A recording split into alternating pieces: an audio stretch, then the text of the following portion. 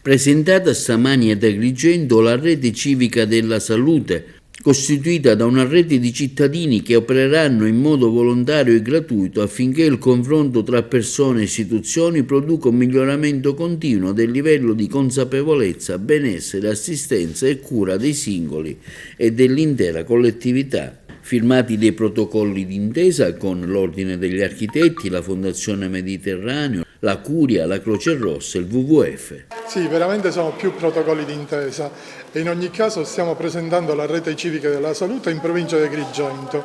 È un'associazione di carattere regionale che si occupa del bene delle persone. Il bene e la salute delle persone passa dal bene dell'ambiente, dal paesaggio, dal bene animale, quindi a 360 gradi.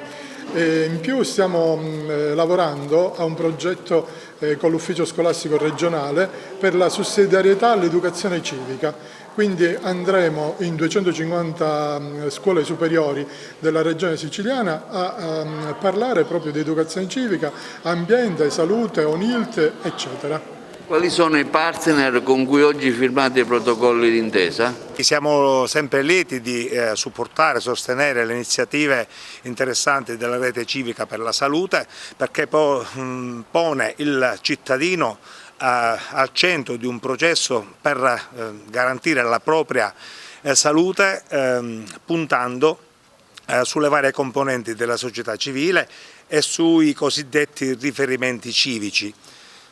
L'Ordine degli Architetti è uno dei riferimenti civici, anzi direi che la figura professionale dell'architetto è un riferimento, in quanto può sostenere le attività della rete mettendo a disposizione le proprie conoscenze, le proprie competenze per esaltare l'importanza per i cittadini di vivere in contesti urbani che siano salubri non soltanto dal punto di vista igienico-sanitario, ma che siano anche caratterizzati da architettura di qualità e dalla valorizzazione dell'ambiente e del paesaggio in cui questi contesti urbani sono collocati. Fondazione Architetti del Mediterraneo è ben lieta di aderire a delle iniziative come quella promossa dalla rete civica.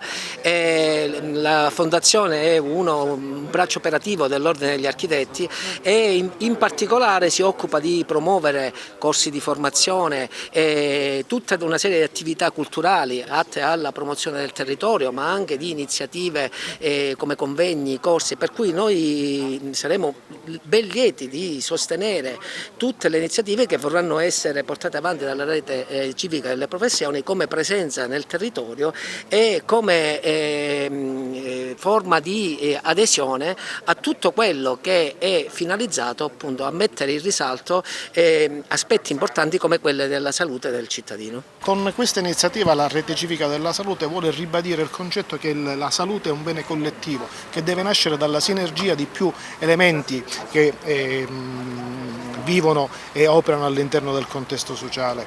La salute molto spesso pensiamo che sia un bene che ci deve essere dato soltanto da un elemento, da un soggetto.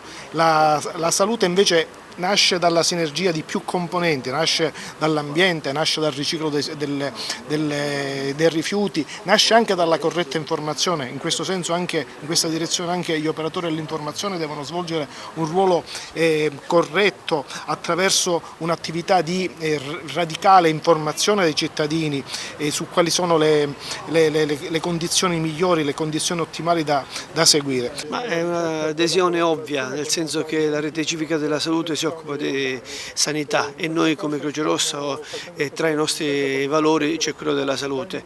Oggi facciamo questo protocollo d'intesa, ma già da diverso tempo noi abbiamo operato quando hanno avuto di bisogno e i cittadini si sono rivolti alla rete civica, noi con i nostri volontari abbiamo supportato con i nostri mezzi nel venire ad aiutare le persone, il prossimo.